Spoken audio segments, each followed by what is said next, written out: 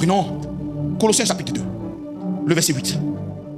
Il dit, prenez garde que personne ne fasse de vous sa proie par sa philosophie, par la philosophie et par une vaine tromperie, s'appuyant sur les traditions des hommes, sur des rudiments de ce monde et non sur Christ. Il dit, prenez garde, prends garde, que personne ne fasse de vous sa proie par la philosophie. Il y a des choses que nous entendons dans nos églises, ce n'est pas la parole de Christ, ce sont des philosophies. Ce sont des penseurs, ce sont des gens qui prêchent leur expérience. Ce qu'ils disent n'est pas soutenu par l'œuvre de la croix. Ils prêchent des philosophies. Ils peuvent aller voir des pensées des écrivains. Ils viendront prêcher ça à l'église sous la bannière de l'évangile. Non. La Bible dit de prendre garde. Parce que ce qui fait que tu n'arrives pas à manifester ce grand Dieu et les miracles, les évidences de l'œuvre de la croix, c'est parce que ce que tu entends, mais n'est pas la parole de Christ.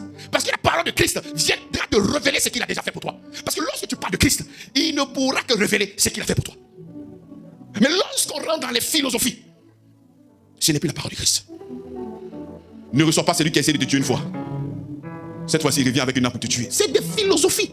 Ce ne sont pas des paroles qui viennent de notre Seigneur. Parce que la parole qui vient de notre Seigneur, il dit qu'il faudrait que l'amour puisse triompher de quoi? Il dit que prenez garde que personne ne fasse de vous sa proie par sa philosophie et par une vaine tromperie.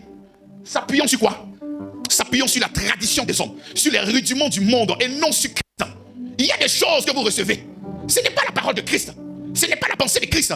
Ce sont des traditions. Mais les traditions ne sont pas la parole de Christ. Il y a des traditions et il y a la parole de Christ. Lorsque nous sommes sur cette chaîne, nous ne sommes pas là au nom de la tradition. Lorsque nous sommes sur cette chaîne, on n'est pas à l'heure de la philosophie. Lorsque nous sommes sur cette chaîne, on n'est pas à l'heure des expériences. Lorsque nous sommes sur cette chaîne, nous sommes en train de prôner le Christ. Pas autre chose.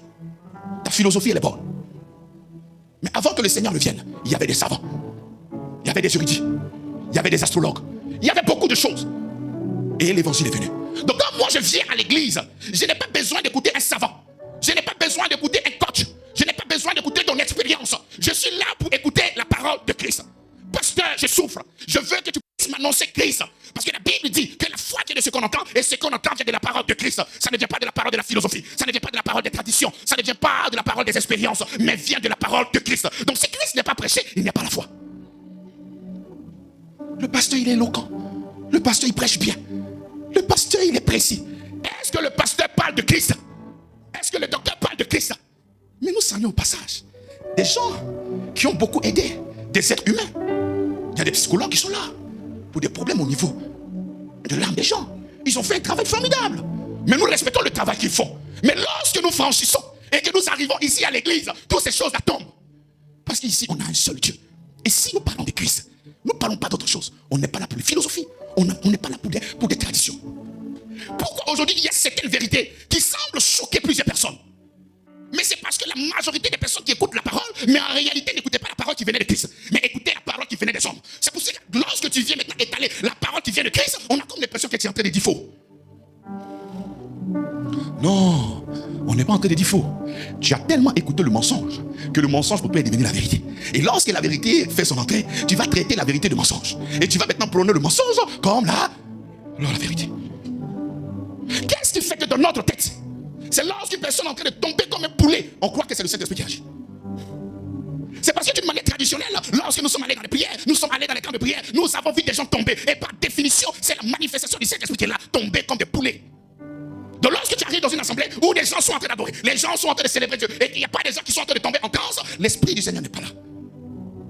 Ce sont des traditions qui sont dans notre tête. Ce sont des philosophies. Ce n'est pas soutenu par la parole de Christ. Ce n'est soutenu en rien. C'est comme ça que lorsque nous sommes en train de ici, les écritures de la Bible, ça soulève la haine. C'est pas ce qu'on m'a appris. Mais qu'est-ce qu'on t'a appris? Retournez dans la Bible, allez voir donc ce qu'on vous a appris. Mais lorsqu'on retourne pour aller voir ce que nous avons appris, mais ça n'a rien à voir avec ce qu'on vous avait dit depuis autrefois. Prenez garde, bien-aimés, dans la foi. Présentement, nous devions être sauvés. Et nous devons être sauvés par la grâce au moyen de la foi. La grâce, c'est tout ce que Jésus-Christ a fait pour nous. La foi vient de ce qu'on entend. Et ce qu'on entend vient de ce que Christ a fait à la croix de Golgotha. Donc lorsqu'on te parle de l'œuvre de la croix, lorsqu'on te parle de Christ, lorsqu'on te parle de son ensevelissement, lorsqu'on te parle de sa résurrection, ça crée quelque chose dans ton cœur. Et c'est cette chose-là qu'on appelle la foi. Et sans cette foi, tu ne peux pas être agréable au Seigneur.